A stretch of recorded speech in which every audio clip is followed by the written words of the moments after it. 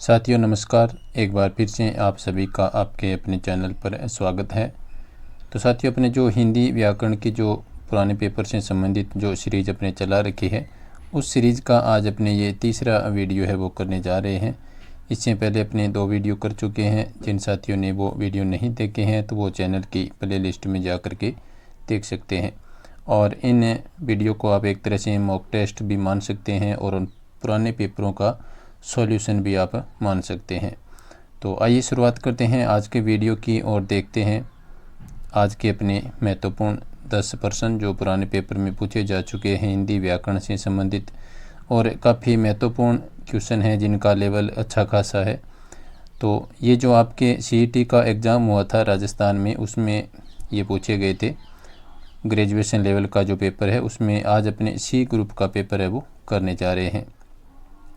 तो सबसे पहले आपसे निवेदन कि आप क्लास को पूरा देखें और यदि आपको क्लास पसंद आए तो आप क्लास को लाइक और शेयर अवश्य करें। और जो साथी चैनल पर पहली बार वीडियो देख रहे हैं वो चैनल को सब्सक्राइब कर लें। आपको लगातार हिंदी व्याकरण से संबंधित पुराने पेपर पर आधारित ये क्लास है वो लगातार मिलती रहेगी। तो आइए शुरुआत करते हैं आज के वीडियो की और देखते हैं पहला प्रश्न। पहला प्रश्न है साथियों, किस विकल्प के शब्द 2 से अधिक उपसर्गों से निर्मित हैं? यानी आपको वह विकल्प यहाँ पर चुनना है जिसमें जो दिए गए शब्द हैं उनमें 2 से अधिक उपसर्ग है। तो पहला ए विकल्प देखिए, अध्यापक और पारितोषिक, प्राचार्य और सहानुभूति, दुर्व्यवसाय और समुदाहरण, और प्रतिवाद और अज्ञानता। ये 4 विकल्प आपके सामने हैं। इन चारों विकल्पों को अपने देखेंगे कि इसमें क्या कुछ है। तो सबसे पहले मैं आपको इसका आंसर बता देता हूं कि इसका जो C ऑप्शन है वो आपका आंसर होगा। तो देखिए साथियों, इसमें क्या है, दुर्व्यवसाय में साथियों 3 उपसर्ग लगे हुए हैं और मूल शब्द क्या है, साय इसमें मूल शब्द है। तो अब 3 उपसर्ग कौन कौन से हैं वो देखिए। पहला उपसर्ग है दुर, पहला उपसर्ग है अपना दुर, और दूसरा उपसर्ग है इसमें साथियों अधि, और तीसरा उपसर्ग है अव। तो ये 3 उपसर्ग इस शब्द में लगे हुए हैं, दुर, धन, अधि, धन, अव, धन, साय। इन तीनों से मिलकर के, और साय मूल शब्द है, इनसे मिलकर के शब्द बना है दुर्देव साय। और इसके बाद में जो नेक्स्ट उदाहरण है साथियों वो है समूह उदाहरण। तो इसमें भी 3 उपसर्ग लगे हुए हैं, जिसमें पहला उपसर्ग आप देख सकते हैं इस प्रकार से है। समुदाहरण का यदि अपने टुकड़ों में बांटें तो पहला उपसर्ग है साथियों इसमें सम उपसर्ग। इसके बाद में दूसरा उपसर्ग है उद उपसर्ग, और तीसरा उपसर्ग है आ, और मूल शब्द क्या है इसमें, हरण मूल शब्द है। तो इन शब्दों को या उपसर्गों को मिला करके ये शब्द बना है समूह उदाहरण, सम, धन, उद, धन, आ, धन, हरण। तो ये विकल्प आपका उत्तर था। इसमें 3 उपसर्ग है वो लगे हुए हैं। अब देखते हैं ए विकल्प को। तो साथियों ए विकल्प में है वो अधि, धन, आपक 1 उपसर्ग है, और पारितोषिक में परि उपसर्ग है, तोष मूल शब्द है और इक प्रत्यय लगा हुआ है। और इक प्रत्यय लगने से पारितोषिक जो शब्द है इसमें पहला है वो दीर्घ हो जाता है, तो परितोष से पारितोषिक हो गया ये। इसके बाद में प्रधन आचार्य, और सहधन अनुभूति, और प्रति धनवाद, और अधन ज्ञानता। तो इनमें 1 उपसर्ग है वो लगा हुआ है। तो इसमें C ऑप्शन आपका आंसर हो गया। उम्मीद है साथियों क्लास आपको पसंद आएगी, और आप जितने लोग क्लास को देखें वो कम से कम लाइक अवश्य करें ताकि मुझे मोटिवेशन है वो मिलता रहे। चलते हैं नेक्स्ट क्वेश्चन पर, और नेक्स्ट क्वेश्चन है वो आपके सामने है। इसमें पूछा गया है संधि की दृष्टि से संगत विकल्प का चयन करना है।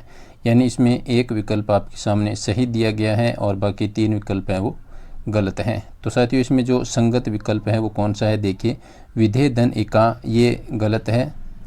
इसमें विधेय में 2 मात्राएं आती हैं, इस प्रकार से लिखा जाएगा। पहले अपने जो क्लास की थी इसे उसमें भी इस प्रकार का उदाहरण आया था। तो विधेय में ऐसे लिखा जाता है विधेय धन इका, इससे बनता है विधायिका। नेक्स्ट है स्त्री धन उचित, तो ये स्त्रीयोचित बना है, जो कि ये शब्द गलत है। हालांकि इसका संधि विच्छेद है वो सही है, लेकिन जो संधि के बाद में जो शब्द बना है वो यहाँ पर अशुद्ध है, तो ये विकल्प गलत होगा। इसके बाद में है गुरु धन उपदेश है। इसमें साथियों ये शब्द सही ज़रूर है, लेकिन इसमें गुरु में है वो ऊ छोटा आएगा, इस प्रकार से लिखा जाएगा गुरु को, तो यहाँ पर ये अशुद्धि हो गई, तो ये भी गलत है। तो इसमें जो डी ऑप्शन आपका बचा है वो आपका यहाँ पर आंसर होगा। देखिए तो डी ऑप्शन में देखिए साथियों अधय धन पतन, इसका अधय पतन बनता है, ये आपका यहाँ पर आंसर होगा। तो देखिए गुरु में आपको इस प्रकार से लिखना होता है, इसमें बड़ा ऊ नहीं आता है, बस इतना ही आता है। गुरु धन उपदेश, इनको मिलाने के बाद में गुरु उपदेश बनता है। और यदि आप इस प्रकार से लिखते हैं तो ये बड़ा ऊ होता है, रह के जो ऊ की मात्रा लगती है वो इस प्रकार से लगती है, थोड़ा सा आपको रह से दूर रखना होता है। चलिए नेक्स्ट क्वेश्चन पर अपने चलते हैं। उम्मीद है आपको ये क्वेश्चन है वो अच्छी तरह से समझ में आ रहे हैं। नेक्स्ट क्वेश्चन देखिए, इसमें आपको सुमेलित करना है, तो कौन सा विकल्प यहाँ पर सही है। तो सबसे पहले साथियों ऐसे जो क्वेश्चन हो उनमें आप जो आपको पता है उनको आप सुमेलित कर लें। जैसे साथियों मूल स्वर पूछा जाता है, तो मूल स्वर होते हैं साथियों 4, ए ई उ और रई। तो देखिए मूल स्वर हैं ए ई उ और रई, ये ग में है। तो देखिए एक के साथ ग किस विकल्प में दिया गया है। तो देखिए यहाँ पर एक में ख है, यहाँ पर क है और यहाँ पर ग दिया गया है, यहाँ पर क है। तो ये पहले विकल्प से आपको पता चल गया कि ये आपका आंसर होगा। इसके बाद में अपने बाकी शब्दों को मिलान करते हैं। तो देखिए साथियों दीर्घ स्वर होते हैं आ ई उ ऐ, ये दीर्घ स्वर होते हैं। तो देखिए 2 के साथ में ख का मिलान होगा, तो इसमें 2 के साथ ख दिया गया है। अलग प्राण कौन से होते हैं, जिनमें जो अपनी प्राण वायु है वो कम निकलती हैं, तो वो अलग प्राण होते हैं। तो देखिए इसमें जो 3 नंबर है, इसमें यह रह लेव है, ये अंतस्थ व्यंजन होते हैं, इन्हें अलग प्राण व्यंजन भी कहते हैं। और अघोष व्यंजन में आ जाएगा ख, छ, फ और स, यानी 4 में क। तो ये विकल्प आपका बिल्कुल सही था, तो इसमें सी ऑप्शन है वो आपका आंसर होगा। और जो स वाली जो लाइन आती है उसको ऊष्म व्यंजन कहते हैं, और ये महाप्राण होते हैं। महाप्राण से संबंधित श का पिछली क्लास में क्वेश्चन आया था, जो आपने देखा होगा। यदि आपने क्लास नहीं देखी है तो आप चैनल की प्लेलिस्ट में जा कर के वहाँ से देख सकते हैं। चलते हैं साथियों नेक्स्ट क्वेश्चन पर, और नेक्स्ट क्वेश्चन है वो आपके सामने है। इसमें आपको अशुद्ध वाक्य का चयन करना है। तो देखिए पहला विकल्प है देश शहीदों का सदा आभारी रहेगा, तो ये बिल्कुल सही वाक्य है। और दूसरा है थोड़े समय बाद छात्र वापस लौट आए। साथियों देखिए यहाँ पर वापस और लौट ये दोनों एक ही अर्थ देते हैं, तो ये वाक्य यहाँ पर अशुद्ध हो गया। तो आपका जो आंसर है वो यहाँ पर बी ऑप्शन होना चाहिए। बाकी अपने आगे के ऑप्शन और देख लेते हैं।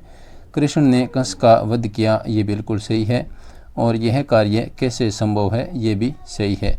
तो यहाँ पर आपको अशुद्ध वाक्य पूछा है, तो साथियों यहाँ पर जो आपका आंसर होगा इस क्वेश्चन का वो होगा बी ऑप्शन, थोड़े समय बाद छात्र वापस लौट आए। इसमें दोनों में से एक शब्द ही आएगा, तो ये आपका आंसर है। जिस प्रकार से आप बना सकते हैं कि देखिए यहाँ पर मैं आपको बता देता हूँ। इस वाक्य को आप 2 तरीके से बना सकते हैं और दोनों तरीके से यह सही भी होगा। जैसे देखिए थोड़े समय बाद छात्र लौट आए, आप वापस को छोड़ दीजिए, तो आपका वाक्य शुद्ध हो जाएगा। और या फिर आप यदि वापस को नहीं छोड़ते हैं तो इस प्रकार से बनेगा थोड़े समय बाद छात्र वापस आए, तो आप इस लौट को छोड़ सकते हैं। तो यहाँ पर जो आपका अशुद्ध वाक्य है वो बी ऑप्शन होगा। चलिए नेक्स्ट क्वेश्चन पर अपने चलते हैं, वो आपके सामने है। किस विकल्प के सभी शब्द है वो अर्जुन के पर्यायवाची है।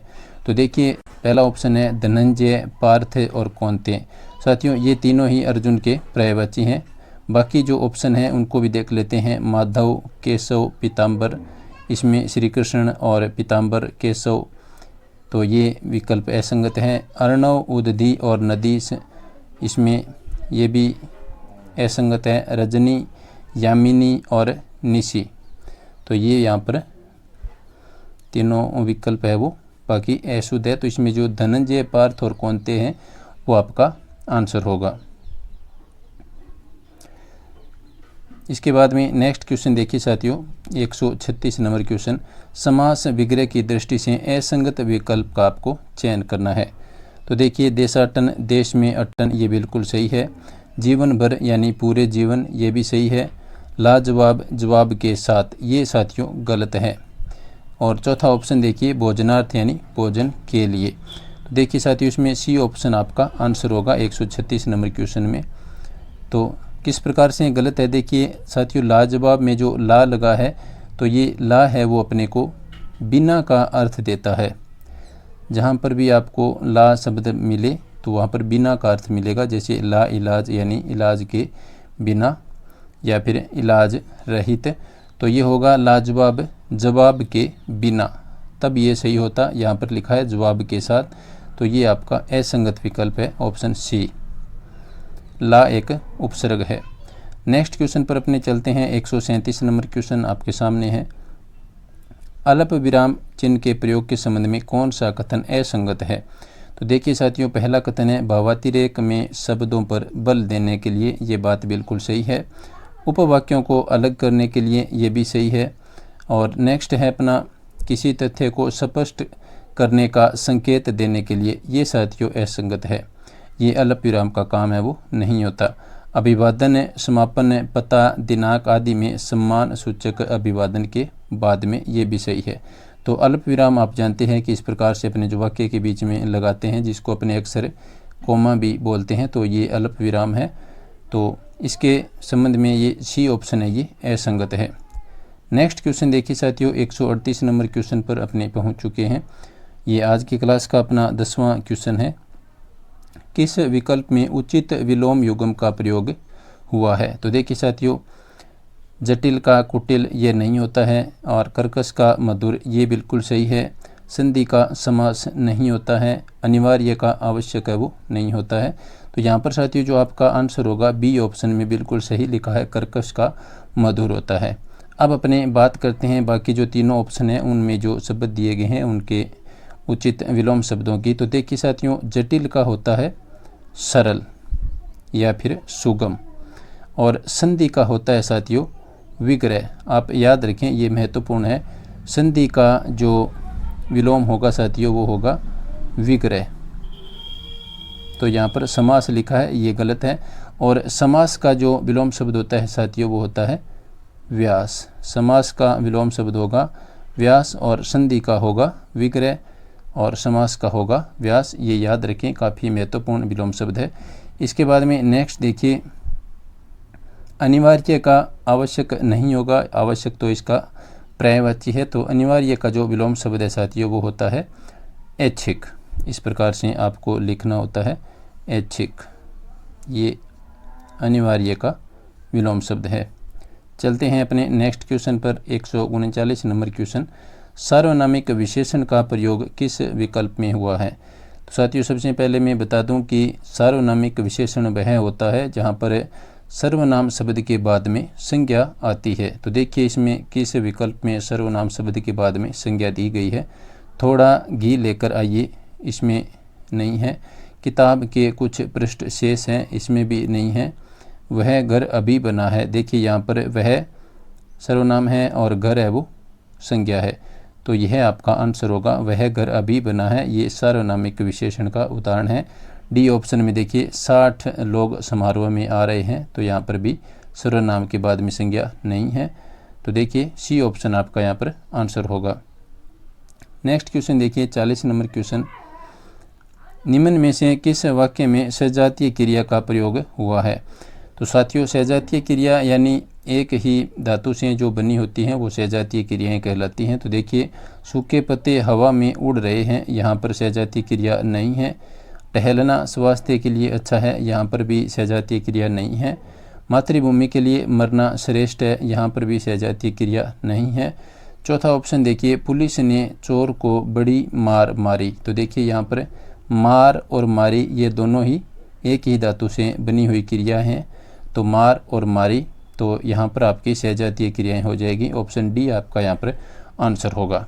तो साथियों ये थी आज की अपनी क्लास। उम्मीद है क्लास आपको अच्छी लगी होगी। तो आप वीडियो को ज़्यादा से ज़्यादा लाइक और शेयर अवश्य करें अपने साथियों को, और जो साथी चैनल पर पहली बार विजिट कर रहे हैं वो चैनल को सब्सक्राइब कर लें।